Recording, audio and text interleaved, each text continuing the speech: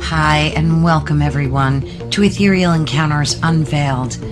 Today we are broadcasting live on the United Public Radio Network and the UFO Paranormal Radio Network, 105.3 on the Gulf Coast and 107.7 FM in beautiful New Orleans. Hello, everyone, and welcome. And again, to reiterate, welcome to Ethereal Encounters Unveiled. Today we're broadcasting live on the United Public Radio Network and the UFO Paranormal Radio Network, which is 105.3 on the Gulf Coast and 107.7 FM in New Orleans. Please join us in the chat room. Our guest would love to connect with you. And when I say his name, you're going to be super excited. So are you ready to hear about the real X-Files? This is where we dive into the unexplained, the extraordinary, and the cosmic mysteries that challenge our understanding of reality. Today, we're thrilled to sit down with Preston Dennett. Yay. He is the author of many books, including Humanoids and High Strangeness, to unveil the chilling, awe-inspiring world of close encounters with humanoid beings, from bizarre alien visitations to mind-bending phenomenon that defy logic. Preston's research takes us to the edge of the unknown. So buckle up. We're going to explore these stories, the evidence, and the high strangeness that just might redefine what you believe about life beyond Earth. So let's welcome Preston. Hi, Caroline. So good to have you again. Always a pleasure. Thank you. Let me get your ticker up there so folks know where to reach you. So how have you been?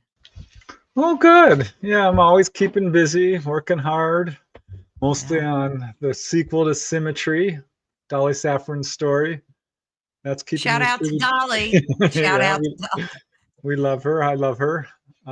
So that's hard work. Yeah. But also just keeping up with life in general and my YouTube channel and investigating. I'm doing my best and having fun, but it's busy times. Yes, that's great. Busy is always good. Yeah. I'm not complaining. Yeah, exactly. So for folks that don't know who you are, which everybody does basically, but let's give a quick rundown of your background just to kind of reiterate things and let folks know who you are. And of course, my dog's going to be barking, so you'll have to excuse him. He's got a big mouth like his mom. That's all right. We love animals. Yes, we do. Gosh. Okay. Well, I am number 5 of 6 kids. We moved west from Illinois when I was 6 years old. That's when I really started to become interested in unusual things. I became obsessed with disasters at that young age for some reason. I had to read everything I could think of about earthquakes and tidal waves and shipwrecks and volcanoes and you name it, hurricanes. Moved to California, had a pretty normal-ish life. Was skeptical of all things paranormal until 1986, when I found out about a sighting over Alaska, and that basically pulled me into the Twilight Zone. Found out that a lot of people I knew were having major encounters, not just little old sightings, but full on being taken on board or near-death experiences, ghostly encounters, the whole deal. Changed my life. Within a year, I had joined MUFON, Mutual UFO Network, became a field investigator, and bit by bit, it just took over my life, mostly UFOs. I wrote articles for 10 years, going on the radio, a few times on TV. And after about 30 articles, I put out my first book, which was UFO Healings. That was in 1996. And been putting out about a book per year on the average, with breaks in between, and sometimes a couple of books per year. 32 books now. Wow. Three in the works. That's the quick rundown. That's phenomenal. That's phenomenal. Well, you've got a lot of your fans here, so let's say hello. Shelly wants to say hello, Hi, Shelley. and Abraxas and Auntie Denise. And who else do we have? Fox Mulder. Wow. Hey, truth is out there.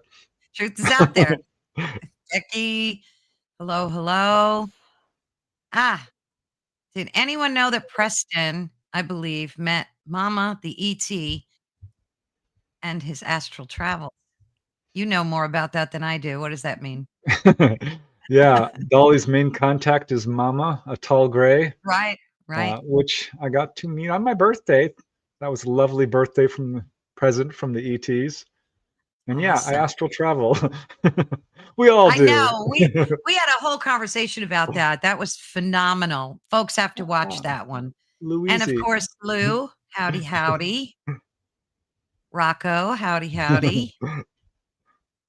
Dolly ain't no joke. No, Dolly's the best. She's the real deal. She's the real deal. Lou, hello, hello. And Brenda. And Hi, if I Brenda. forgot anybody, there's a bunch of people. Wow, you have so many fans. There's Dolly.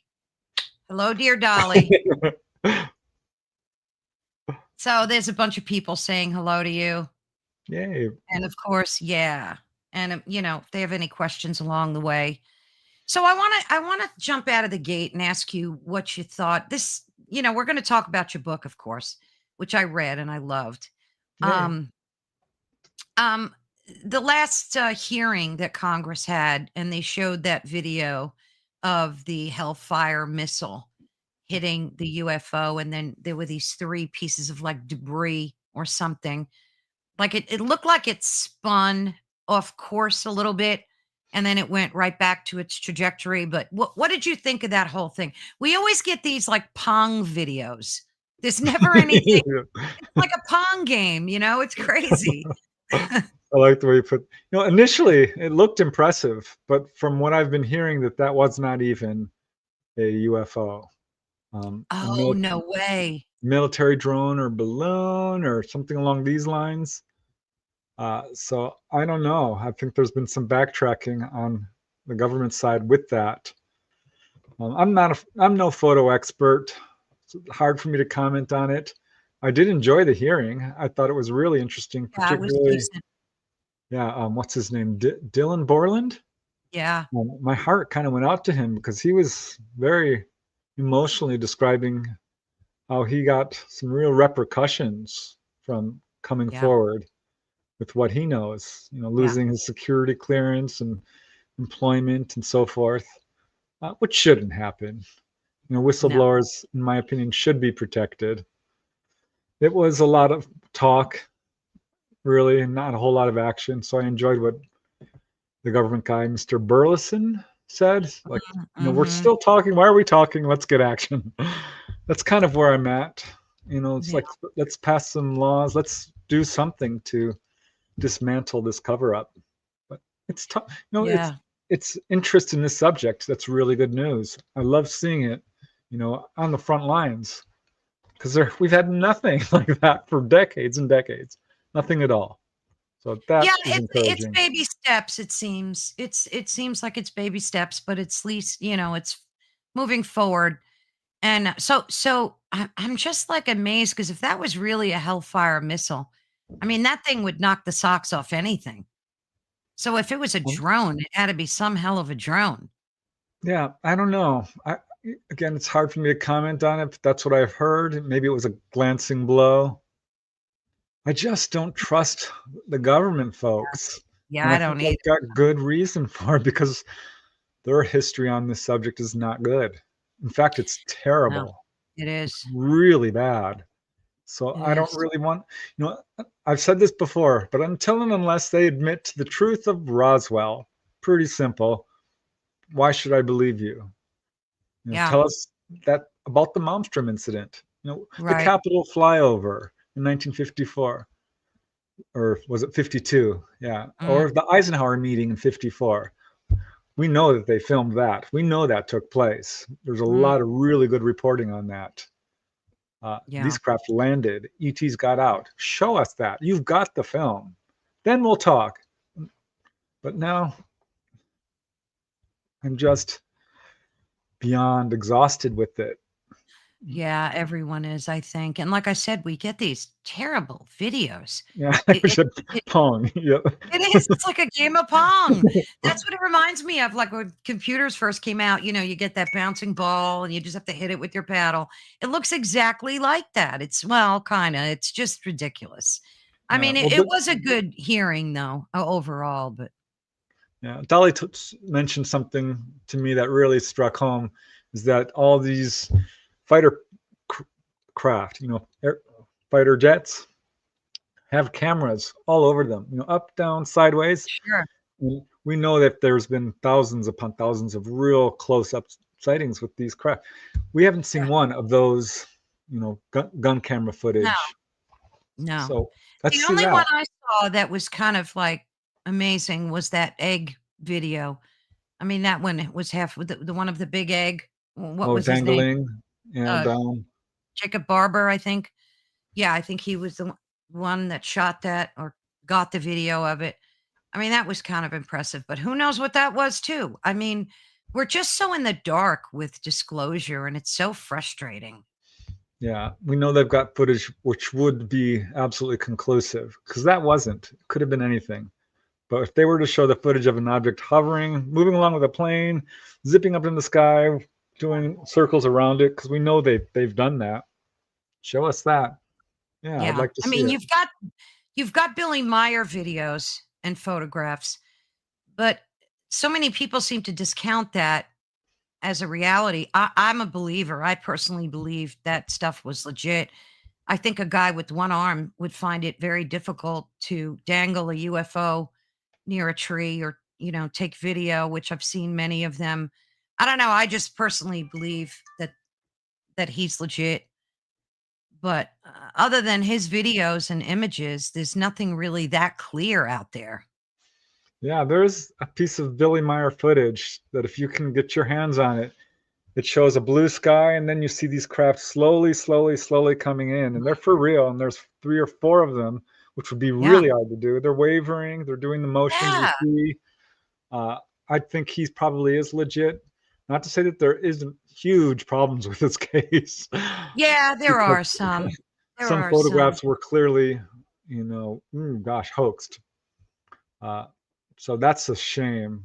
We see that with a number of cases. I'm not sure why he would do that, or if he even did that. Yeah, I mean, it could have But been the people that, he collaborated with too. You don't really know, but yeah, I I've don't got know. all I the just books on the case. And, yeah. if you see behind me, there's, I don't know, 8 or 9 books on the Billy Meyer case that I have. I know there's more. Uh, yeah, I think he's a genuine contactee. Yeah. He actually got a piece of metal from the ETs, he delivered to a scientist, Marcel Vogel, uh, Mhm. who studied it and said, "Yeah, this is very unusual. It had a crystalline structure, elements Yeah. from Earth as we would think of it, but elements are the same all over the universe." So Yeah. that doesn't really say anything. But the way it was put together was very unusual, and the purity of it. Uh, Yeah. so, Yeah, there's a lot of proof, regarding I interview Michael Horn a lot, and we talk about Billy a great deal, and I don't know, he said he authenticated all of the photos, but there were a few questionable ones that people oh, for said sure. I mean, yeah, absolutely, 100%. There's some problems with the case. Uh, yeah, which is a but shame. yeah, I don't know. Like I said, I think he's a legit contactee. There's a lot of contactees out there. Oh, Travis yeah, Walton, and Whitley Strieber, and Betty Andreasen, and Betty and Barney Hill, and we can go on and on. There's probably 100,000 people who come forward at some point. It's at least in the 10,000s in terms of direct contactees. yeah, I had Joe on Maltaldo, the owner of this network, and he said, he has iCar and they document all these cases of abductions and whatnot. And he was talking about a lot of them, and he's got thousands of his own. I forget the exact number, but he's got an abundance of them, of documented, abductions as he calls them. But Yeah, I call them contactees. onboard encounters. Yeah, encounters. That's what Yeah, because some people are like, don't use that word. Dolly exactly. hates We it. talked And about that. Yeah, I don't think we it's talked about that. accurate. Yeah, no, no, no. Some of the stories were fascinating too, and interestingly, he said the majority of men are contactees. Not, I mean, there are women, of course, too. But did you find that to be true? That the No. majority were men? Because he claimed that, Joe. Um, it's funny because David Jacobs says it's mostly women, Oh, and I did. jeez. So I said, okay, what's going on here? And I examined every single case I had, evenly divided, 50-50, men and Oh, it women. is 50-50. Yeah, which would make sense. In fact, I looked for all kinds of patterns because people say, oh, only people with Rh negative. Not Yeah, true. he said that too. The 60 something percent, I think. Or so that's not It's true higher either. than normal, but not true. I had someone tell me only white people get taken. I'm like, no, Oh, no, jeez. no, no. That's not true either. I've interviewed people of every ethnicity, Of course. pretty much. I mean, Of Pacific course. Islander, yep. Asian, yep. Yeah, of Latino, course. yes. You name it. Yeah, Yeah, Mexico too has a huge amount of people that, I read about that have been in contact or yeah. taken There are or a few however you want. patterns. One pattern for sure is if it's in your family, you're much more likely to be a contactee. It's generational. Right, he did mention Um, that, and we've and talked about that as well, yeah. yeah, that it's Another mostly pattern generation. is psychic ability. We see a Yeah, contactees almost always reporting a wide variety of paranormal and psychic phenomena. And one yeah, other pattern, which I think is worth repeating, because it's very cool actually and encouraging, is that people who are contactees, and this isn't a hard and fast rule, but often these are really good people, very intelligent, who do good work for humanity. And by that I mean, doctors and nurses and yeah, teachers and writers and artists, musicians, social workers, environmentalists, healers. People, this might be something as simple as raising kids, but generally yeah, speaking, people who are, good people trying hard to do the right thing. right, yeah, Often overachievers. It's funny because people will tell me, "Oh, I've got 3 degrees." I'm like, "Wow, it's amazing." yeah. I have one. So, so What's your background again in your studies? Was it not journalism? I know I asked you once. What was yeah, it? I majored Was in it English with a narrative right, I writing thought option, but I will say that technically wasn't a minor, but I did minor in science. I took a lot of mm, anthropology classes, philosophy, biology, uh, astronomy, meteorology, and which was all kind of coincidental in a weird way because I really yeah, wasn't doing that for UFOs, though the whole UFO thing came about when I was in college, so it worked out.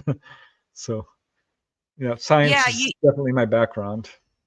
yeah, it's interesting how life leads you a certain way.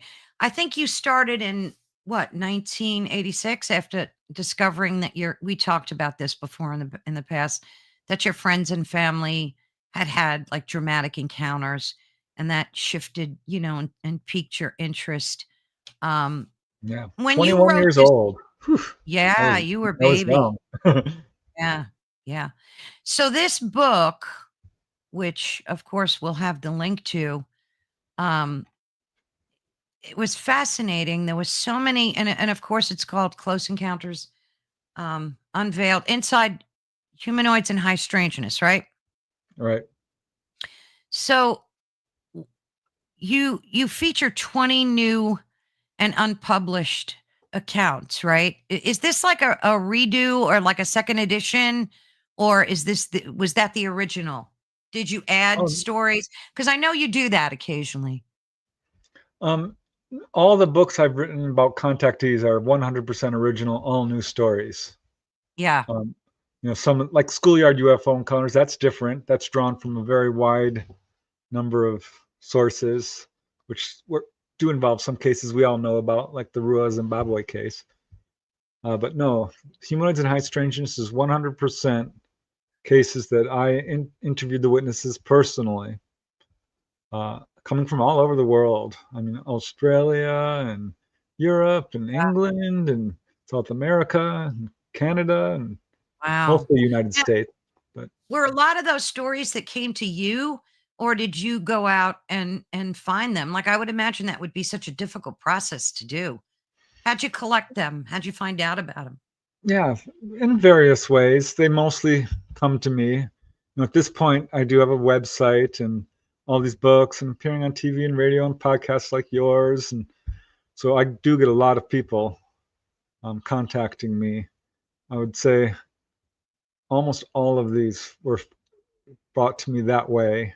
I mean, one Yeah. was a gentleman who's like, my father had an encounter. I really wanted you to talk to him. I finally convinced him to talk to you. And his story turned out to be really interesting. Another guy saw an illustration my sister-in-law did of a little blue being and lost his Mhm. mind because that was exactly what he saw. This little Wow. troll-like blue being, like the one in Communion, if you Yeah, remember. yeah.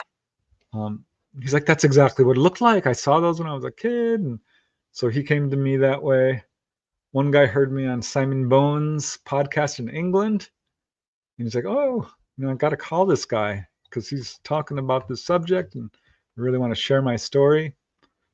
So, yeah, various ways. Some people see a YouTube video I did, uh, Right.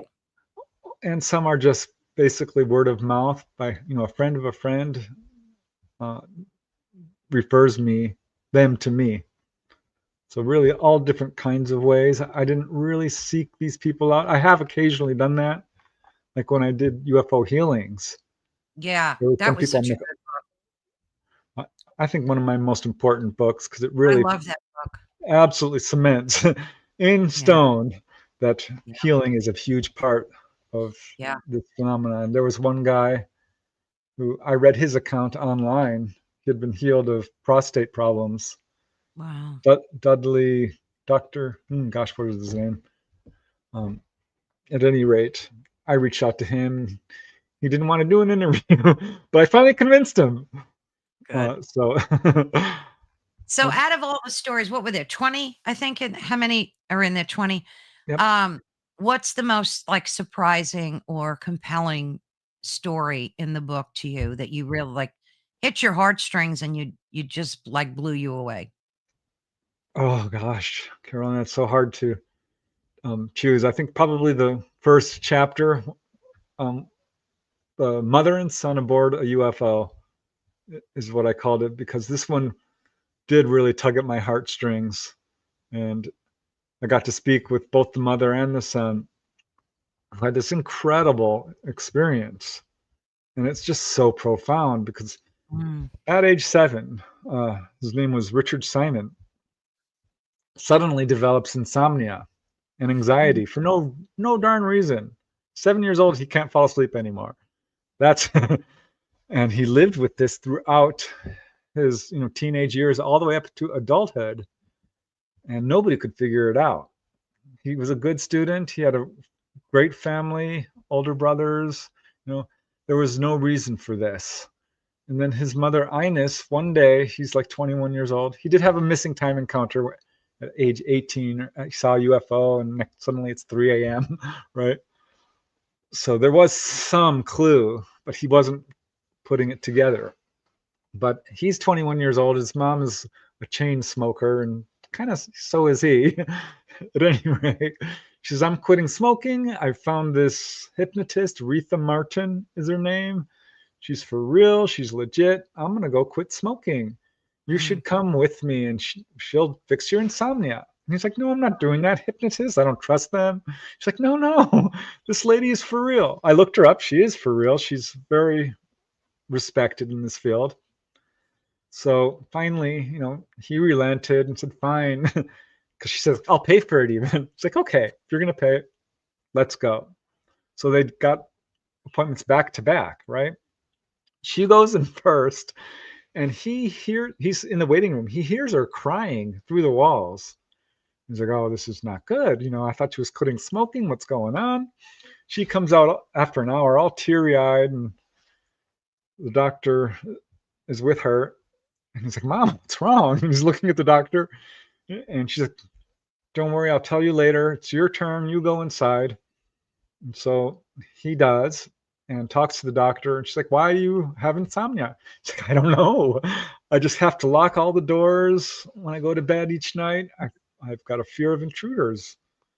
And she asked all the questions you would ask, was there a good family life and any abuse and so forth. He's like, no, everything's fine. She's like, okay, well, let's try hypnosis. Puts him into a trance. It takes 20 minutes. And under trance asks him, why do you have insomnia? That's it. It's all she said. He starts seeing flashes of light and the face of a gray alien looking down at him. And just like that, the walls of amnesia broke down and he remembered everything. She hardly even needed to prompt him. He got the tapes and he remembered this whole onboard experience.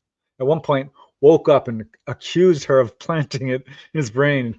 He was ready to fight. And she's like, sit down, calm down. I didn't do this. I'll give you the tape. You can look. This really happened. Your mom remembered the same thing. And what they remembered is amazing. He woke up age 7 because lights were flooding into the house. Right. And he walks into the front door and there's all this light coming outside. He's thinking, what is there? An accident, a fire? What's going on? Rushes into his mom's room. His dad is at the night shift, so his mom sleeps alone. She's not in bed. She's nowhere in the house. He's looking around and sees a figure walk by in the front of the house. So he's getting really nervous. Yeah. And he's calling for mom over and over and over. He's 7. And suddenly the front door flings open and there's a little gray. Wow. This, of course, sends him over the edge. Next thing he knows, he's inside a craft on a table being physically examined by 3 short grays, a mid-size, and a tall one, almost 7 feet tall, 6 or 7 feet tall, standing at the edge of the room. He's very frightened. Yeah. And saying, what's happening? And the gray keeps coming down and says, you're fine, child. We're almost done. You will be fine. There's no need to be afraid. And he's deeply afraid. And then he hears a woman screaming, and she's cursing like a sailor. If you effing hurt my child, I'm gonna effing kill you. You effing MFers. Just really going off on it. And he's like, oh, thank God there's somebody here. Someone's gonna save me. Well, that's, of course, his mother. And she remembers seeing her son on this table, these little grays around him, working on his stomach area. No pain, and they were trying to nurture him. He said they weren't evil. It wasn't bad. He was just frightened. And they came up to her and said, don't worry. Your son is fine. We're not hurting him. This will be done soon. It was about 20 minutes, a half an hour. And essentially that's what they both recalled independently. And all the details matched. She saw 3 little grays, a mid-size, a tall one. Yeah. So the hypnosis clearly worked. And what's so interesting about this particular account is, so he grows up and has a kid, right? And she's 7 years old and comes and suffering from weird nosebleeds. I'm like, we're going to have to take her to the doctor. What's going on? So she comes into the living room and starts pointing at the TV, Daddy, Daddy. And he's like, what? I'm watching TV. She says, that is what's coming into my room. And she pointed at a gray alien on the TV. And he's like, oh my God. She's 7. His mom said, you know what? When I was 7, I went into the barn and there was this little creature there. So that's 3 generations, all at age 7. Yeah. Now get this. He takes her to the doctor. This is so interesting. When I heard this, I'm like, oh my God. He takes her to actually it was the dentist. He was going to have a doctor's appointment a week later for her nosebleeds, which had stopped by this point. But goes to the dentist, and the dentist is upset. He shows this x-ray to him and says, you told me your daughter had never had surgery. There were Mm, no implants. You filled out the form and you lied. And he's like, mm. wait, hold on. I didn't lie. She's never had surgery. And the dentist is like, well, what the heck is this? And there in her sinus was a little rod with little wires, Oh my goodness. yeah, into her upper sinus. And Richard's like, well, what the heck is this? An alien implant? And the doctor just gives him this cold stare and says, I don't know what it is. And he's like, well, take it out. And he's like, I'm not doing that. Just leave it there. And that really upset him. So he goes to the doctor, and the doctor's all nonchalant. It's like, I don't know. We don't know what it is. Just leave it there. He's like, it's not supposed to be there. Take it out. And he's like, oh no, we don't want to do surgery on a little girl. Just don't worry about it. It's probably nothing. Maybe she stuck something up her nose. It's like, what are you talking about? It's way the heck up there. It's embedded. And he's like, well, you can see another doctor if you want, but I'm not doing anything about it. So he does. And this is like the third doctor visit. And at this point, the doctor, he gets the x-rays, right? Gives this doctor the x-rays and says, what's this? And the doctor takes a quick look at it, looks back up at him, gets up, closes the door to his office, sits down on his desk, and says, if you tell anyone I told you this, I will deny it. Opens his drawer and slides over this government document. This is what Richard told me, the witness. So this document, Carolyn, looked official, he said. He only got 30 seconds to even look at it because the doctor snatched it out of his hands. But what it said in essence, per Richard, was that if, this is to the doctor, if you find any foreign body or implant in a person's body, you are not to remove it under penalty of loss of license, Wow. fine, and possible imprisonment. And the doctor told him, many physicians receive this. I'm not going to talk about it. This is why you're having trouble with doctors. That rang a bell for me because I talked to a guy who had an implant in his arm, went to the doctor, got it x-rayed. He says, give me those x-rays. The doctor's like, I can't do that. These belong to the, he's like, no. I have a right to my medical records, which you Mhm. do, by the way. Sure. Yeah. And finally he got the x-rays back and they had been altered or What? changed. There was no implant there anymore. He saw it.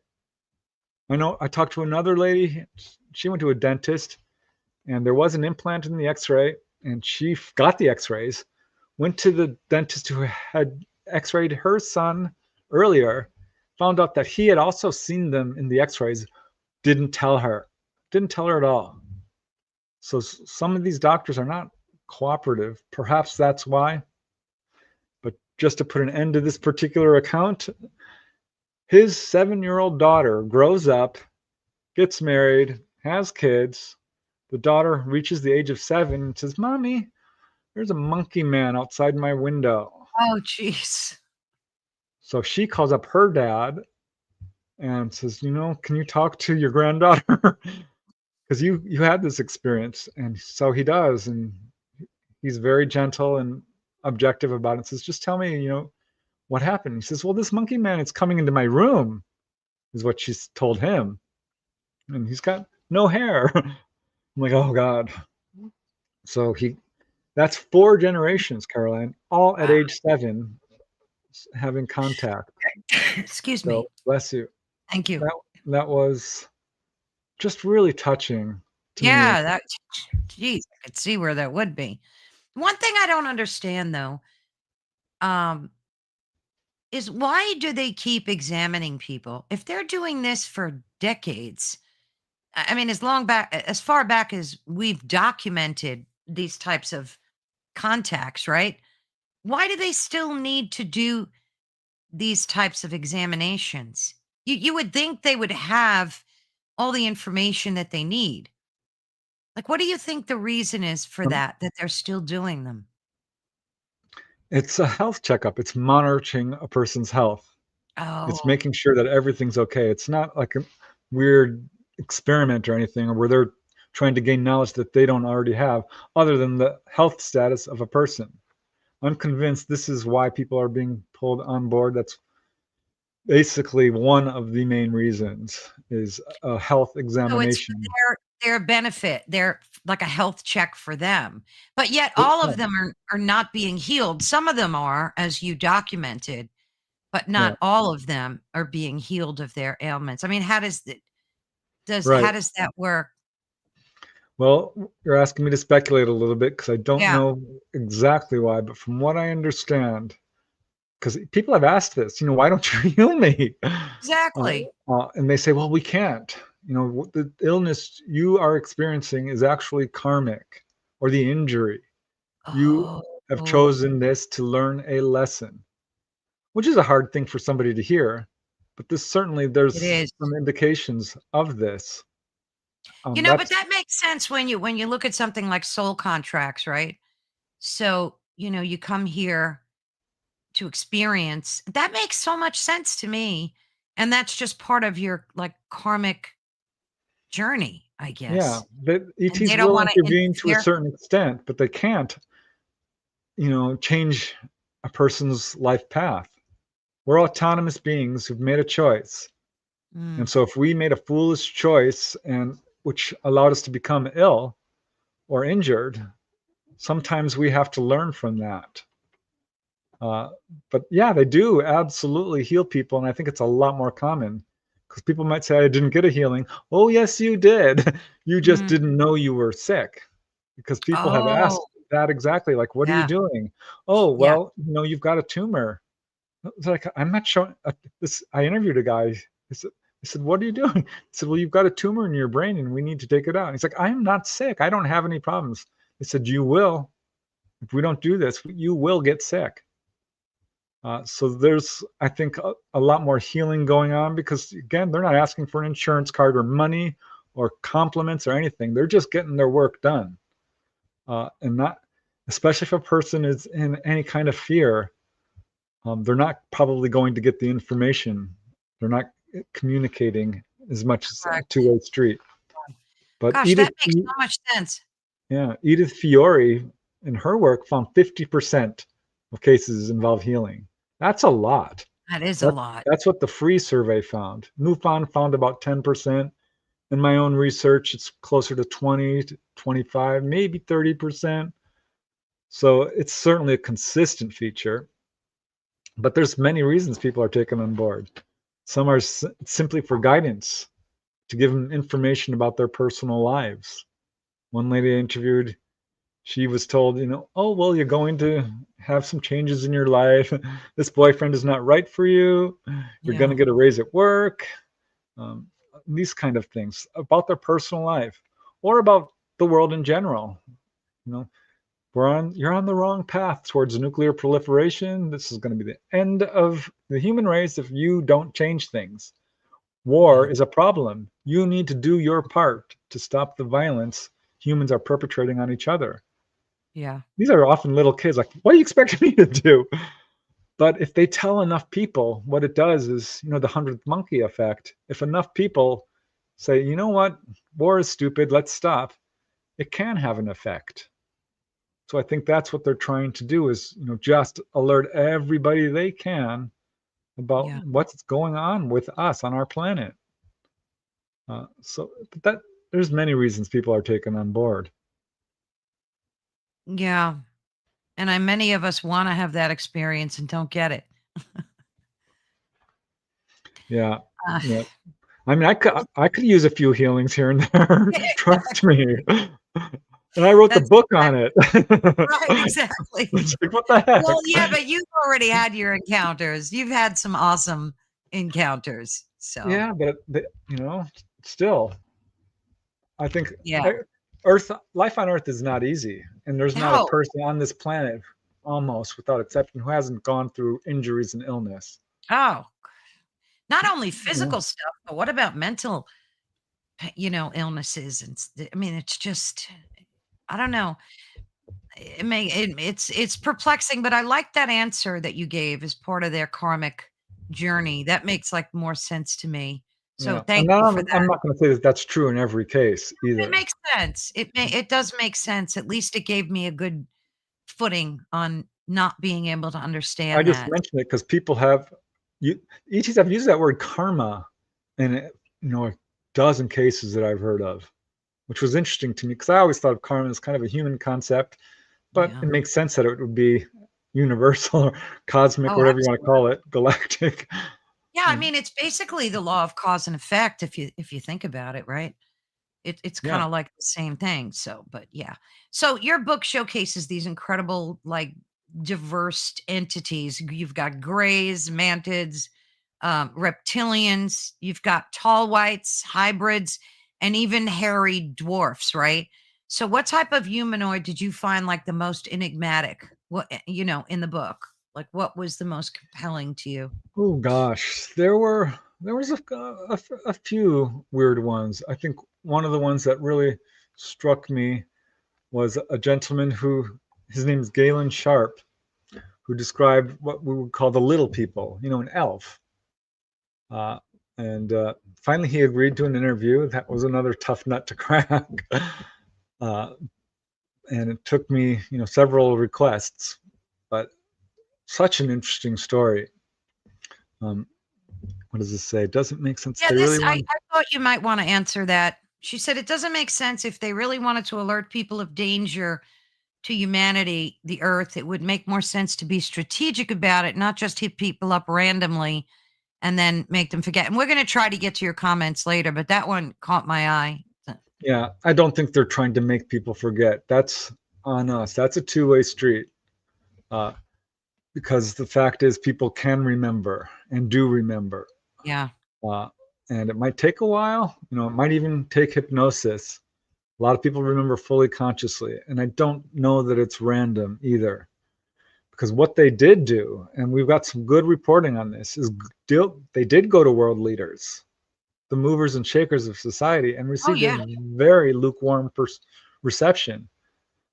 Basically told world leaders, you need to stop nuclear proliferation. This is Mhm. ridiculous. You're on a pathway to self destruction. What did we do? Built more nuclear bombs. Yeah, They don't want to hear it. Our leaders don't want to hear this. So, knowing that this is urgent for all humanity, they decided to do a grassroots campaign. It's clearly what's happening. And I'm not speculating here because when the nuclear age hit, 1947, is when the modern age of UFOs began. yeah, 1950s is when people started getting taken on board in large numbers and given this message, whether it's grays or tall whites or mantids or human looking, it's the same message. And as far as the amnesia surrounding encounters, it is a problem. And you will see that people who have encounters that react with a lot of fear, and I'm not blaming you because it's a very scary experience. Don't get me wrong here. Uh, I understand, when people are like, this is scary. Yeah, it's very scary. We're trained to fear. There's a lot of fear surrounding this subject, fear of mhm, unknown. It's why I do this research to turn the unknown into the known, because knowledge will replace fear. If we know what's going right. to happen, we'll probably be largely okay with it. So, no, I don't think it's random. I don't think they're trying to make people forget. I think they're trying to alert as many people as possible because this will get the message across. And to some degree, it's working. There's been a very strong environmental movement, very strong anti-nuclear movement. Yeah. So we're making progress. But yeah, that's an important question. I'm glad you stuck it up there. So, but as I So was you were saying, talking about humanoids? Like what? yeah, this one this case is so unusual. This guy Galen Sharp, a terrific artist. He's actually an author. He's written all these amazing books. At any rate, he was like 5 years old, I think 4 years old. This was back in 1945 in Englewood, Colorado. He's in the living room of his home, and this elf walks in. I'm like, elf? What do you mean? He's like, well, it was about my height, a little taller. It had brown jacket, a little vest, trousers, boots. It was bald. It had large round eyes, a little turned up nose, and introduced its name. He won't tell me its name. He says that's personal. I'm like, okay. I tried, but I pressed, but he's like, no, no, no. Uh, Called him Topper. That was his nickname because he had, hair that floated around, and was very joking with him and playful, and then would give these very deep philosophical messages That for 4-year-old Galen, just went right over his head. Walked back through the wall. It was a 5-minute meeting, right? Rushes to his mom and says, "Mom, I saw this little man." And she's like, "Oh, how cute. You have an imaginary friend." Yeah. And he's like, "What?" No, no, no. Could not convince her. This little guy came again and again, 3, 4 more times. And it was always the same thing. Never touched him. He never touched the elf. The elf never touched him. Always wore the same clothes. Always gave these really deep philosophical messages. One of the last visits, and it was every 3, 5 weeks over this summer.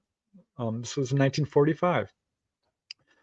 One time he's outside and they appear and there's two of them. He's one slightly taller than the other. One picked up a water jug and balanced it on its head. They were very playful and always making him laugh. He had a good childhood. He's got siblings. He's got friends. Has no need for an imaginary friend. Wasn't Yeah. lonely. He insists this was real. They left shadows on the ground. This was real. And the last visit was really poignant because his parents are like, "We're moving. We're going to be moving in 3 weeks or whatever." And he's like, "Oh no, I need to tell my little friend." And his friend arrives. He says, "Oh no, I'm moving. Can you come with us?" And for the first time, this little elf gets solemn. He's not happy. He says, "Oh no, we can't go with you. We have to stay here at this spot. We cannot Oh, leave this spot." And that was the last, of course, he ever saw them. He had to leave. But he grew up, he saw a few UFOs. He ended up writing books about philosophy, and dualism and really deep books. wow. That's not a coincidence. I mean, if they Right. were telling him all this deep philosophical stuff, it probably stayed with him, right? I Yeah. mean, Because I even asked though him, he didn't understand it. yeah, I'm like, "Well, what did they tell you?" He's like, I don't remember to this day. And then he starts telling me about his books. I'm like, "Dude, you remember." He's like, Yeah. "Well, yeah, I think this is probably what they were talking about." Yeah. But I kind of dove deep on this with him. I'm like, could these have been screen memories? Because I've talked Mhm. to people who've seen what they thought were clowns or superheroes or teddy bears or, I mean, you name it, cowboys, Sure. Yeah. Santa Claus, even.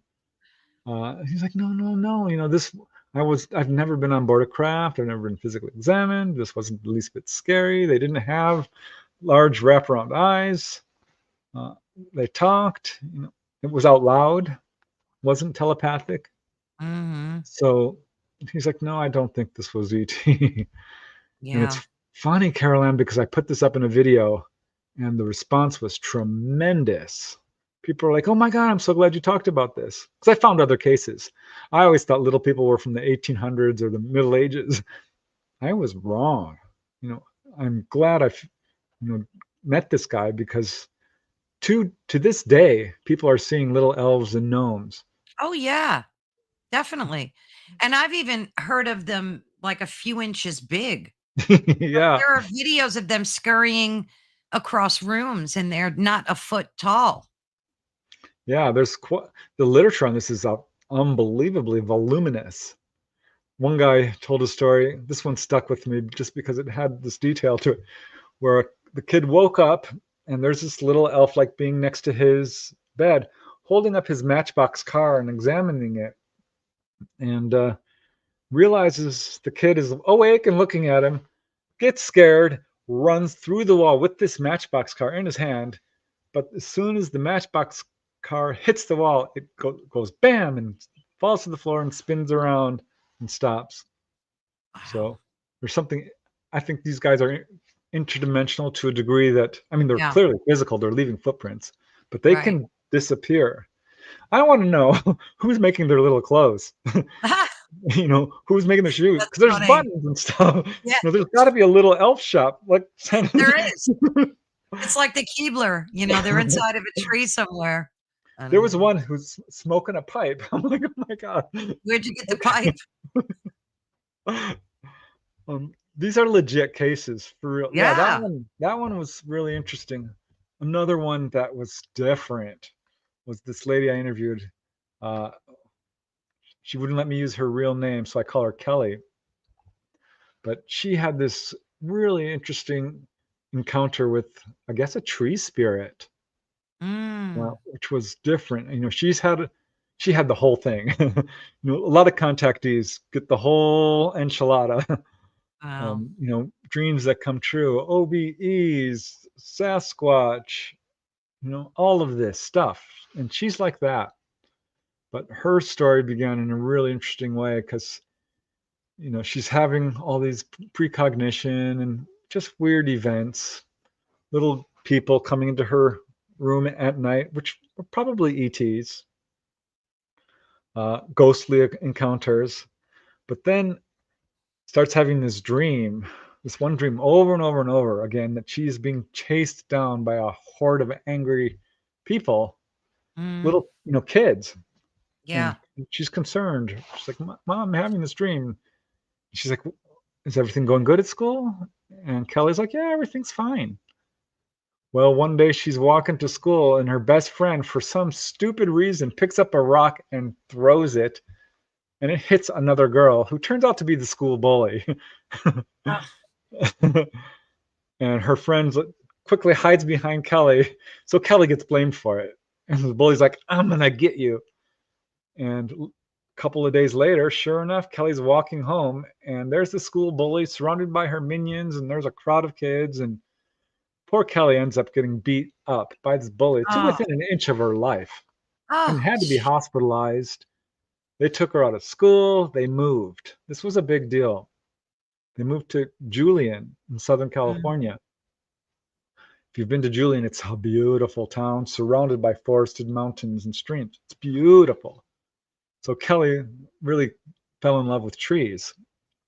And this is when she started, because she became a loner. She became really depressed. She was having a Sure. very hard time with this, and started having, quote, dreams, OBEs, really, or lucid dreams, call them what you want.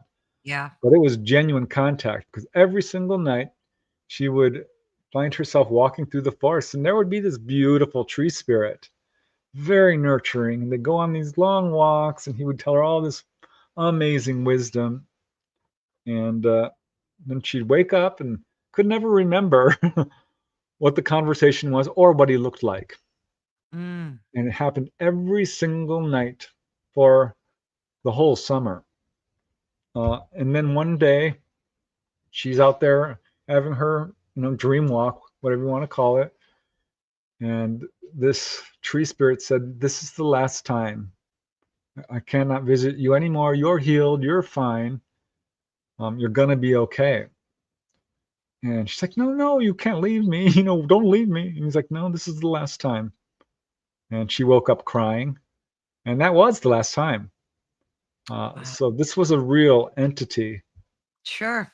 And so, if I can continue with her story, because it gets even more interesting. This Oh, is go just, right ahead. oh, it's just so amazing. She's still getting visited by little people.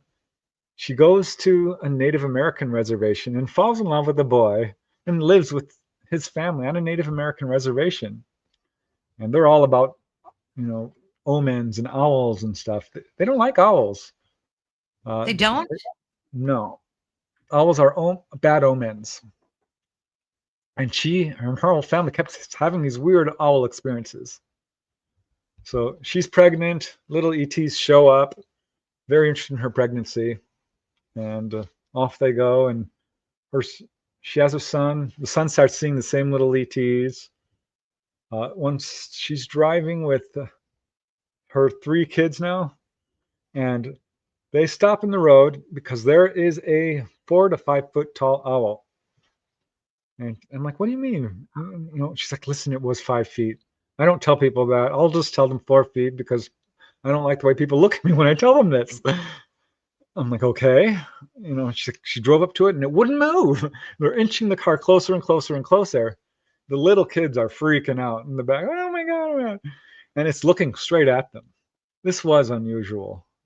If you've read, if you haven't interviewed Mike Cleland, you Mm. absolutely should. He wrote the book The Oh, Messengers, about owls and the connection with UFOs. because Willie Strieber talks about it. No, Contactees talk about it. I haven't interviewed him, but I've heard of that there's a connection. I Yeah, would love to get to yeah, interview. yeah. Get a hold of him. He's amazing. So at any rate, finally, she inches the car forward. Nick takes off. A weird owl story. Another story she had was like, oh my God, they were pretty poor. His dad was a teacher and his mom was an artist, so they didn't have a whole lot of money. Yeah. And she wanted long underwear because all her friends were riding in the forest. This is a cold area where there's snow. And she got a book on horses for Christmas. She was so upset. She wanted long underwear, like all her friends had. She didn't get it. So she was depressed and she went running off on her horse through the woods at random. And what does she see up ahead of her? Shining in the sunlight, angels practically singing, this beam of light coming down on it, is a perfectly new pair of long underwear Oh my hanging on a branch in the forest. And she walks up to it, not believing her eyes. And there's nobody around. She's thinking, is there somebody, walking without their underwear on here? No, this God. is there wasn't. So she took it and took it home. They call it the long underwear miracle in her I love that. family. And here's the end note. I mean, there's a lot to this story, but this one I have to tell you because she starts talking to the Native Americans about these little ETs coming to her room because she's starting to read about them. And she's like, oh my gosh, she can't see their faces well. And they're like, oh, we call those weeapoos. And she's like, Oh, weeapoos? They're like, oh, yeah. Yeah, they appear as how you want to see them. If you're not careful, they'll harass you. They're definitely interested in pregnant women. And they wouldn't talk about them to her. It was bad juju to yeah. talk about them. So she couldn't get much information.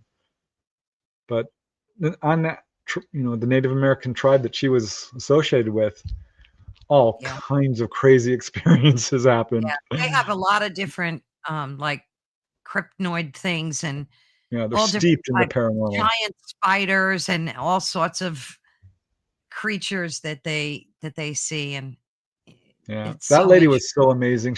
She wrote down her testimony for me. She's an excellent writer. I'm like, maybe you should just put this in a book. And she's like, no, you can have it. I'm like, well, can I interview you too? There's a few blanks here. So she allowed me to interview her as well. But yeah, I had out of body experiences and all kinds of stuff. So interesting. Yeah. That was an account that really was like, wow, this is different. Yeah. What about any lizard type encounters, like with lizard creatures or reptilians or anything like that? There was a couple. One comes to mind. This was like one of my favorite chapters in the book because this gentleman who did allow me to use his real name, Richard Barton, uh, was having these really interesting experiences. Again, he's a youngster. He's like 4 or 5 years old in West Corners, New York. This is 1965, and he's in the living room. His sister's in another room. His mom's in the kitchen. His dad's at work. And he sees someone out of the corner of his eye in the window. Turns to look, and they drop down before he can look at them. Happens 3, 4, 5 times. He's thinking, oh, it's his friends. He's got friends down the street. They're playing a joke at him. Yeah. So he decides he's going to just wait there at the window and go at them, which he does because up pops this face. He's like doing this, and it's a gray. He's never seen a gray. He doesn't know what a gray looks like, but it's a gray wearing a red vest, he said, big wraparound eyes. He drew it. Here, actually, I have the image right here. I will pull it up for you. Yeah. Here it is. So glad I pulled this up. Hold on. So Oh, there's wow. what he saw. Right? That's a gray, all right. And he says he stared at it for just a few seconds and got so scared that he dashed off to the kitchen and told his mom, Mom, there's a wolf. There's a wolf wearing a red vest looking in the window. She's like, honey, do you know how that sounds? He's like, come on. Before, when he dragged her to the window, and of course it wasn't there. And that became the family story. Richard saw a wolf in a red vest. He's crazy. So he's getting some joking from all of this, some ridicule. And a couple of days, a week later, he's sitting alone in the living room again in the morning. And sure enough, someone's popping up in the window, does the same thing, waits for it. It pops up. This time he lasted 10 seconds staring at this thing from, 2-3 feet away. And he couldn't take it, ran back and screamed, ah! Didn't tell anyone this time because he learned his lesson. Yeah. Yeah. That Sadly. happened 5 times. Wow. And he said the longest he was ever able to last was 30 seconds. I'm like, Mm. really? He says the fear just builds up on you. You realize you're seeing something non-human. And at first you're fine, but it's staring back at you. Yeah. I think this was an introduction for him to sort of get used to its presence. Because That of makes what, sense. yeah, because of what happened next was his sister, who I interviewed, also was having encounters with what she called a werewolf, who would come into her Mm. room and scoop her up, and she would pass out and like pick up her toys. And once she saw him being taken, they Mm. didn't share a room, but there was no hallway between the rooms. So the ET would have to go through her room to get to his, or it did, I should say. At any rate, I'm getting to the reptilian part. But there's this amazing thing that happened. He has eidetic memory, Mm. photographic memory. A lot of contactees do. Dolly Saffron, others have this weird photographic memory. Hypersthenesia, I think they call it, something like that. He's like, I got it. I'm like, okay. He says, this is why I think I remembered what happened next. Mm-hmm. He woke up and he was with his mom on one side, and his sister was holding his mom's hand, and he was holding his mom's hand, and they were walking down a hallway, curved hallway in this room, and there were grays, little gray aliens. And they take her into a room, and he starts to follow them. And they're like, no, no, no, you have to go to the other room. He's like, I want to go with my mom. I said, you can be with her when she's done, or when you're done, or whatever rate. Yeah, when you're done, is what they said. This is important. You can be with her when you're done. So they take him into a room and they physically examine him. And he's like, oh, well, this isn't that bad. This is like a doctor's appointment. This is weird. They look weird, but it's not that bad. It Yeah. didn't hurt. It went on for like 20 minutes. They're talking to each other. They said, well, something's wrong. And he's like, oh, no. They said, but don't worry. It won't manifest until after he is able to breed or have kids. They're like, oh, huh. He remembers this, right? He's 5. And then they said, okay, you're done. He said, oh, take me to see my mom. And they said, no, we'll take you to her when she's done. So Mm. now he's mad because that's not what they told him. They said, when you're done, we'll take you to your mom. Now they're saying, well, when she's done. Yeah. So he's kind of talking back. I'm like, you're fine. We'll take her to her when she's done. And after like 10 minutes, and he's impatient. He doesn't know where he is. He's a little nervous. And these are, grays, and one Yeah. kind of almost human looking, a hybrid. So finally they take him to the other room, and there's his mom. His mom is absolutely out of it. And his sister's just crying. She's like 3. She doesn't Mm. remember this. And they're walking to another room. And he's like, Mom, Mom, Mom, Mom, trying to wake her up. Mom, Mom, this is amazing. Look, look, look. Finally, she turns to him and says, just do what they say and we'll be all right. And they go to this other room, and the floor turns transparent, and they can see down the pine trees down below. Next thing Mm. they know, they're being lowered down to the ground and walked towards their house. And that's all he remembers. Wakes up the next morning, much later than normal. He's an Mm-hmm. early riser. Jumps up and goes running into the kitchen like, Mom, Mom. He's thinking the FBI is going to be there, the police, all of this. Nobody remembered anything. Nobody Wow. remembered one bit of it. They grow up. He has another encounter with this human-looking ET in a park and has missing time. It's His story is amazing. So I talked to his sister because he said she had encounters as an adult too, Hmm. and she's like, she's super psychic. She was able to solve a murder because she's the victim talked to her like, this person killed me and here's his name, and Oh, she didn't geez. want to go to the police, but he got caught. I looked this up. This was an Wow. actual case. And she's like, I don't ever want to deal with that again. It was too freaky, but really profoundly psychic in terms of mediumship. And she said, yeah, I did have an encounter and I didn't like it. I'm like, well, what happened? So these three reptilian beings came through my wall, and they were the scariest looking things you've ever seen. Mm. And you're, you know, greenish skin, Yeah. scaly, Yeah. yellow eyes, vertical slits. And I'm like, well, what happened? She says, well, they didn't do anything. They just looked at me, but I felt the kind of fear I've never felt before in my life. Wow. And the kind of fear like I would be extinguished and they were trying to steal my soul, is how she put it. Which, fear will make you, feel that kind of thing. Uh, and that after, just she was paralyzed. She couldn't wake up her husband, but she ended up writing the whole thing down because nobody believed her.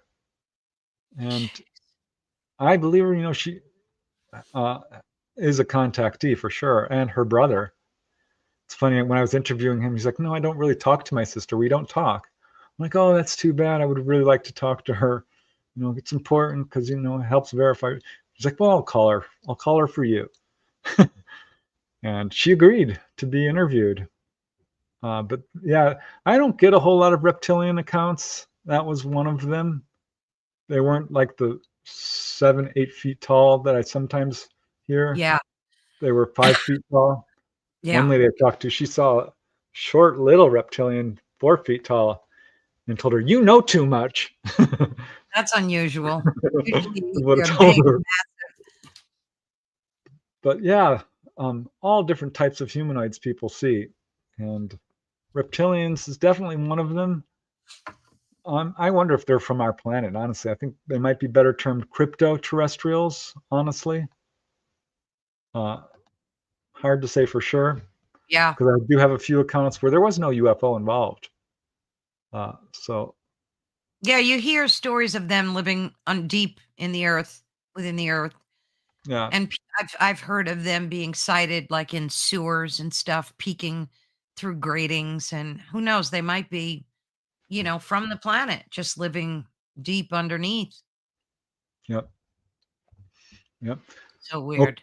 can I tell you another story? One of Oh, my go right favorite. This guy reached out to me after reading my book, UFO Healings, or The Healing Power of UFOs. And I was so glad he did because he is from Argentina, which is just cool to me. Like, wow, this is, I haven't interviewed someone directly from Argentina before. Another guy's from Peru in the book. But this guy is a legit guy because he is a pilot, a commercial pilot, Oh, wow. and a bank manager for Argentina's biggest bank, the national bank, a manager there. Uh, Really smart. I mean, this guy was so intelligent. He was using words I've never heard before. I'm like, what does that mean? What does this mean? Uh, really smart. And he heard about sightings in his area. Uh, I forget the name of the city. At any rate, it was a pretty major city in Argentina, and there was all these sightings going on. This is 2015 thereabout, so pretty recent. And he decides he's always wondered about UFOs from a scientific angle, like being a pilot, how do they cross interstellar distances and all this stuff, but not a contactee. Uh, so he decides he wants to make contact. So this is essentially a CE5, right? He's going out there to make contact. Goes out there with his flashlights and his binoculars and maps, and he's an astronomer. He's got multiple degrees, still going to school. Also, really into sports. He's very strong. He's got a family. He's a well-rounded guy. So he goes out to the mountains and it gets cloudy and he's really disappointed because nothing shows up. He's just, man, oh man, I wanted to see one. It's like a week later, maybe a month. It was just, a short time later. He wakes up to somebody calling his name, Hector. Hector. That's his name, Hector Mm. Sawiak. And it's in his head, telepathic. He sits up in bed and his wife's asleep. So he says, this is weird. Hector, Hector. So he doesn't know why he does this. He gets up and looks out the window. And as soon as he looks out, this blazing craft goes shooting across the sky. He says it was far faster than any plane, but definitely not a meteor because it took, a good 5-10 seconds to Sure. go across the sky. It wasn't coming down, it was parallel. He's a pilot, he knows this stuff. And he's like, this was not anything natural. He's like, wow, that's so cool. I did get to see one. I reached out to them and they responded. Just wait. So this is freaking him out. He's like, wow, and goes to bed. He's like, oh, I saw a UFO and spoke in my head. This is so weird. Couple of weeks later, he wakes up because his room is filling with light. Sits Mm. up in bed, and there's these two kind of grays, not fully, more human looking, kind of, wearing blue jumpsuits with red collars and red things on the sleeves and red collar and tight fitting jumpsuit type things. One is 5 feet tall, the other 6 feet tall. And they do have the wraparound eyes and very small features and pale skin, but look almost human, bald. And one, I think it was this taller one, walks up to the side of his bed. He's an absolute terror, right? He's absolutely freaking out. And they said, there's no need to fear. We are here to help you. He says, at that point, he felt, quote, a love like never before. That's how he described it, which is so interesting because I've heard that exact phrase from, I don't Yeah. know, a half dozen contactees. A Yep. love like never before. All encompassing, like when a parent holds their child for the first time, when you get married, this sort of thing. An all Mm. encompassing, unconditional love. And at this point, tears are streaming down his face because he's like, this is unbelievable. This ET holds up a little brown triangular pill, actually large for a pill, right? Yeah. Like a vitamin looking thing, and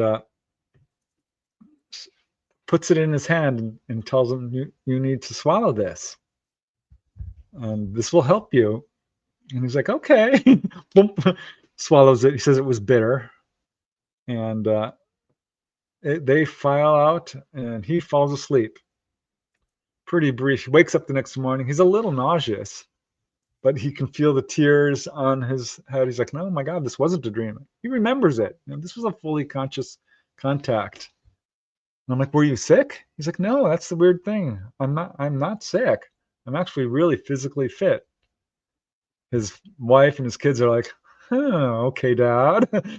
Whatever you say. They were supportive, but they were like really taken aback.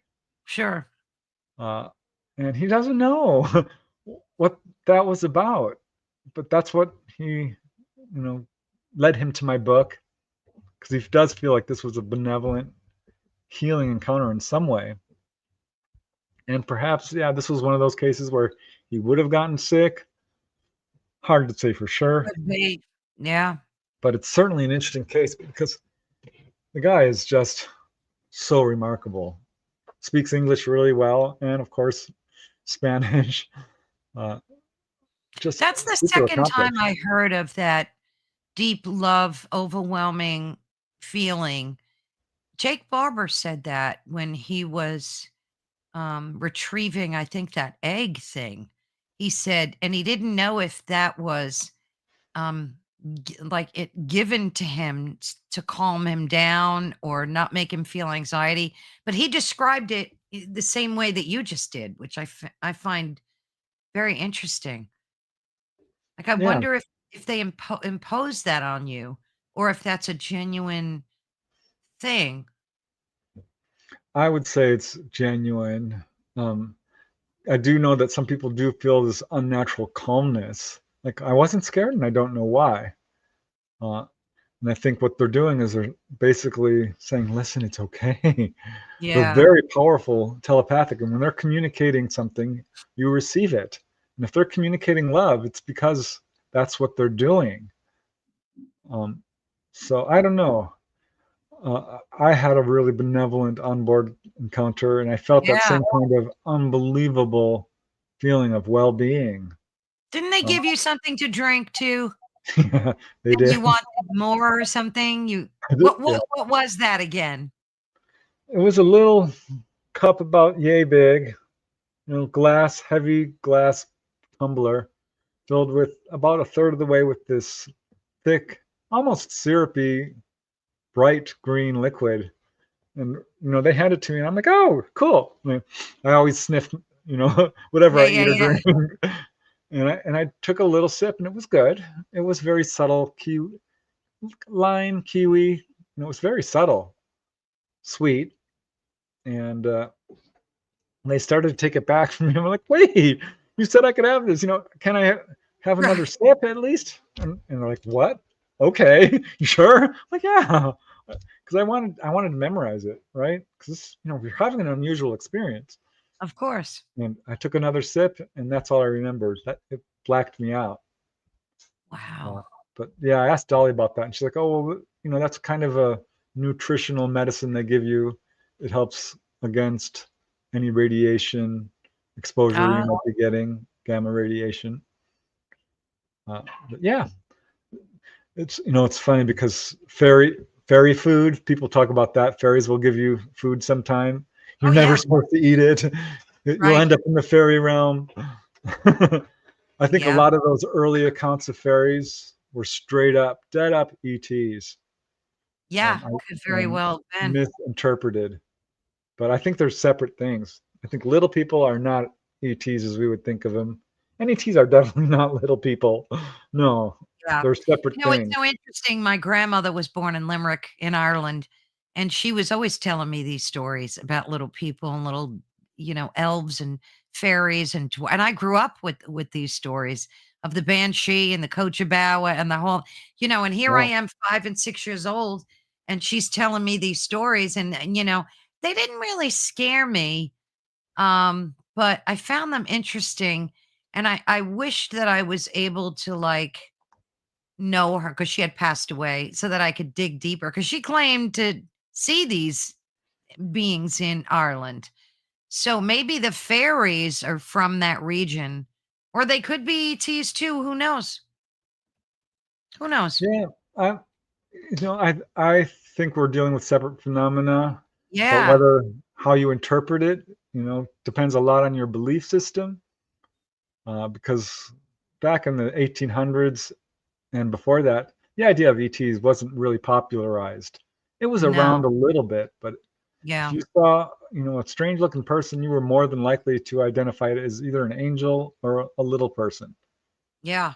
Uh, and there are Well, some really important differences between the little people accounts absolutely. and the ET accounts and the angelic accounts. And I think it takes someone who's trained in these accounts to sort of help separate them. But some are, it's just not so easy. When a light being walks into your room and heals you, this could be an Yeah. angel. This could be an It ET. could be. It could very well be. And some of these little people, are wearing jumpsuits or something. I don't know. This could be a little person. This could be an ET. It's not always easy to tell. Yeah. And then you hear about, you have to be careful because a lot of them could be demonic tricksters and they could be appearing to you as a light entity and they're really demonic. And I don't like to think of it that way. I think you'd probably be able to sense if something was demonic. I mean, Yeah, 100. You hit it right on the head yeah, there, because yeah, demonic spirits do exist. I've interviewed yes, people who've had direct contact with them, and if you look in, traditional religious writings, there's always a flaw in every demonic being. yes, It will have something in the way it walks, or the way its eyes, or yes, something that gives it away. And I think, Yeah, I've yeah, they heard a are. lot of stories like that, that people will appear to them like grandfathers, but something was off. Something was off kilter. And the person was always able to tell. So, I think that you know what's interesting about that too, Preston? If you look at AI generated videos, it can't get the hands right. Did you Yeah. notice that? It's either got 6 fingers or 4 fingers, or like the rest of it is almost spot on. But if you look at the hands, like AI can't get the hands down. Not yet. I mean, I'm sure in the next iteration, they're probably working on that. But it's just so interesting to me how that's how I can point out a fake video. Because if you look close enough, things are just not they're not right. And I think that's the same with things that are demonic and just not of this world, you know? Yeah.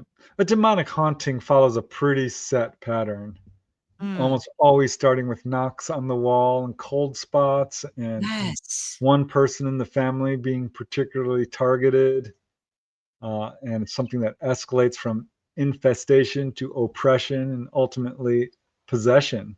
Right. It follows a pretty set pattern, whereas ET contact also follows a pretty set pattern. And all of these phenomena, for lack of a better word, manifest in a certain way. I was So gonna ask you about that. What do you think is particularly common across the board, like when it comes to these encounters? Are there any definite commonalities? Like, are all the grays described the same, basically, or like what's a pattern that you had to pick up patterns, right? What are yeah. some of them?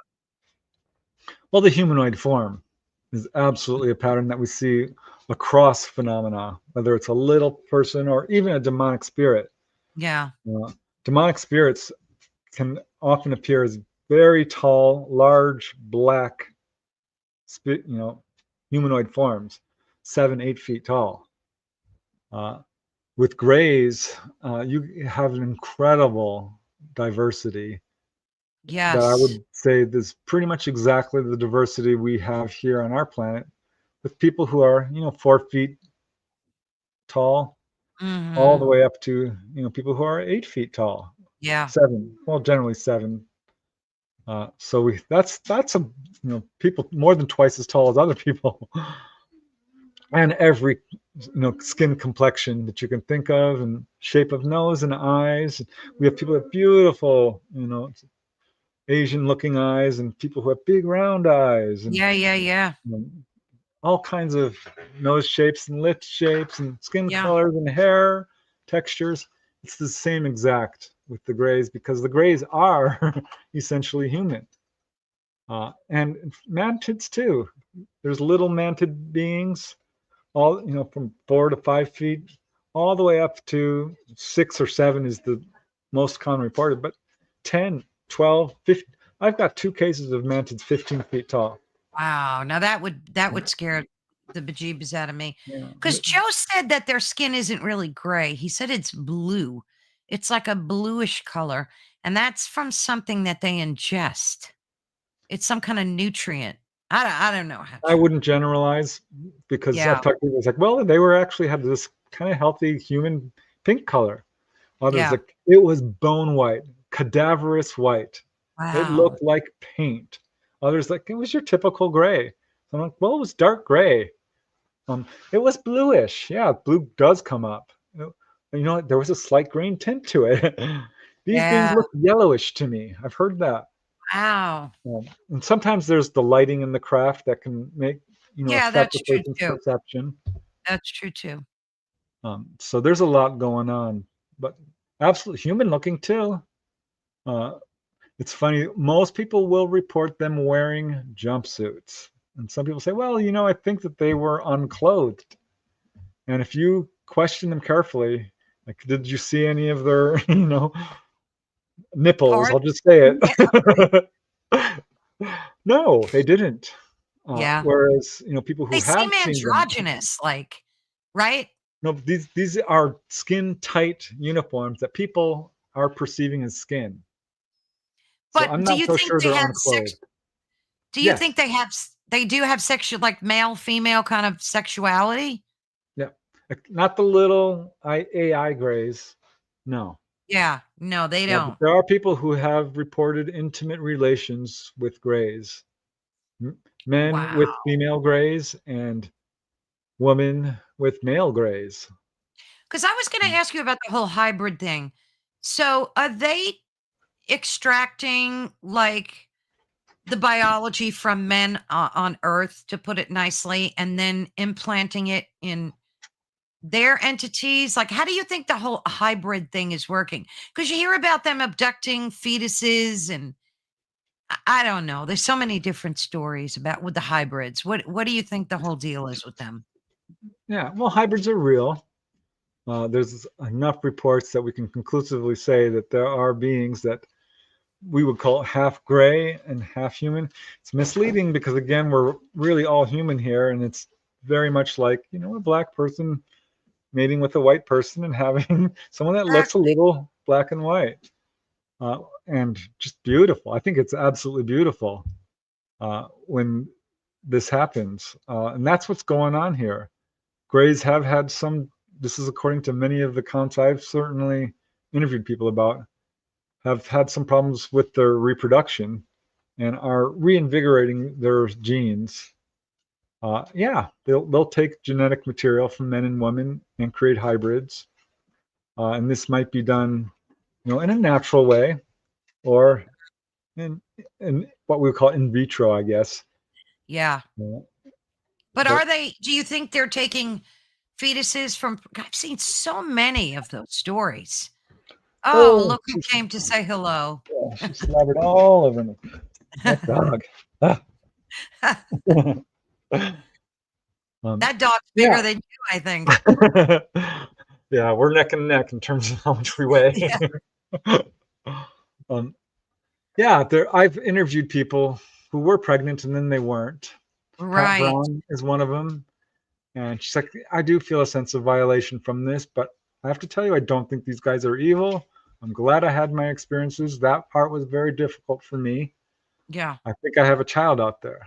I talked to another couple in Canada who said, yes, she lost her baby at 7.5 months, Carol Ann. Oh, It was verified. She sent me every, medical reports.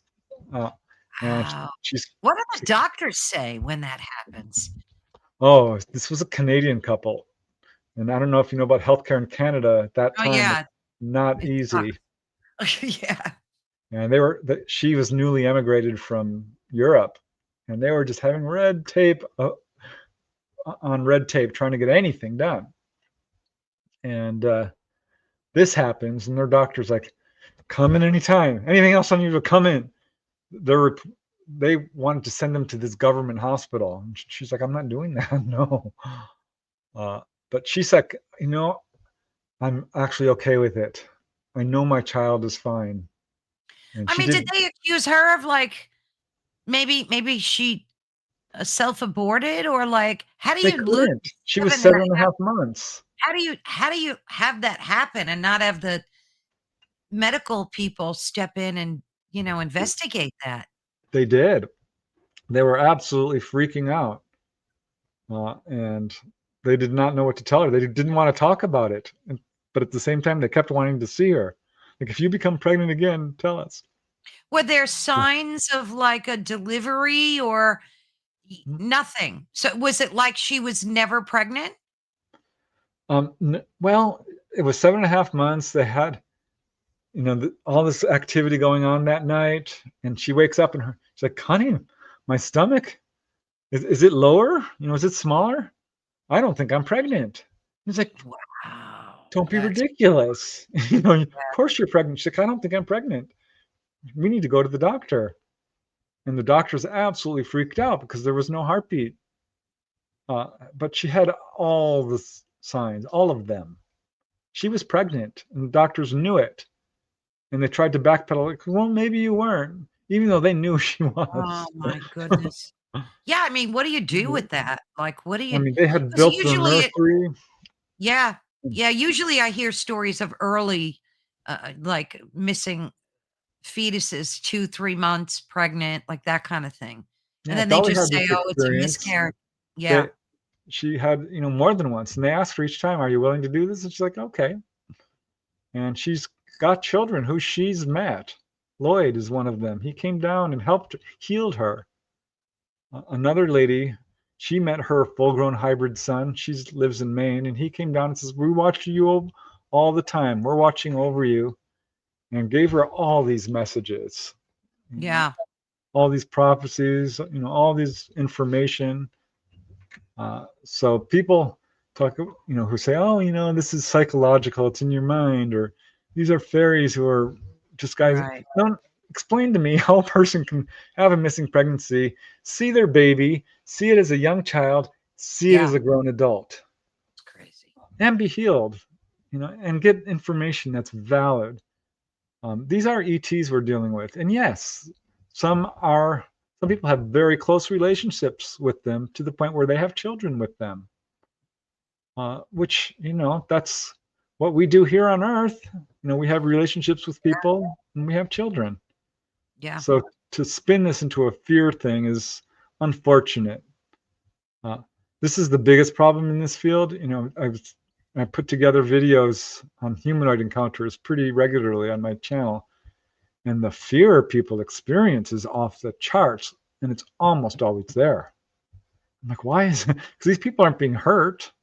Not in the vast majority of cases. Some might, the after effects of an encounter can involve nausea and flu-like symptoms and headaches and right, right, right. PTSD and Yeah. this sort of thing, No, I but mean, the also healing. scariest thing I think I've seen are the cattle abductions and horses, and it's mostly cattle that you see. I mean, I Government, don't understand who. Yeah, that's what I heard too. Why would they do that? Like, what I just because can't these wrap people are evil. I mean, I hate to say it, but this is a very effective way to instill fear while at the same time getting loads of genetic material to do nefarious experiments with. If you study genetics, and I encourage government. everyone to do it, Can't they buy cattle? Like, can't they just buy why why? would Why would they? they? Not if Yeah. you can get it for free and instill fear. Yeah, that part makes the most sense. And if you look at the cattle DNA, very, very long strands of it are identical to human. And in fact, I heard that. on Earth, DNA, generally speaking, is very, very similar. There are minor differences that dial out differently, but Yeah, yeah. um, we don't understand DNA. It's going to take us a very long time to Oh, yeah. understand it. But there's levels and levels to this. That I think this is one reason the ET accounts should be taken seriously and really studied, because we could learn a lot about this. Yeah. And DNA is one of the frontiers of science that, one of the unknown frontiers. Yeah. Consciousness, deep space, the ET subject. These are some of the subjects. The human body. We still got a lot to learn about it. Um, Yeah. Human origins. Uh, so the ET contact, whole complex is has loads to teach us, not only about ourselves and where we come from and who we are, but about what's out there beyond Earth and Yeah. science. These Yeah. guys know science like nobody's business. We think we understand gravity.